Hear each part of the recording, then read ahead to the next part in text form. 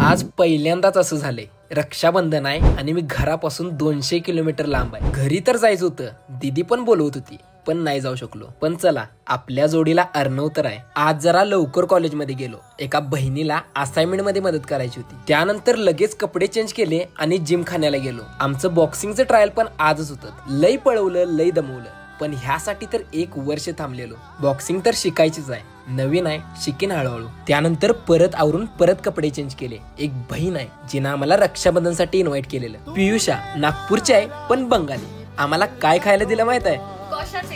आता श्रावण आहे, सगळं बरोबर आहे, पण आता बहिणीने एवढ्या प्रेमानं चिकन केलंय म्हणल्यावर नाही कसं म्हणायचं। घरचं जेवण घरचं असतंय आणि ते प्रत्येक जेवण घरचं असतंय जे प्रेमाने केलेलं असतं। आज पुण्यात असून पण घरी असल्यासारखं वाटलं। इथं पण माझी एक फॅमिली आहे, माझे भाऊ आहेत, बहिणी आहेत आणि हे सगळं खरंच माझ्यासाठी मॅटर करतं। आज फॅमिली टाइम स्पेंड केला।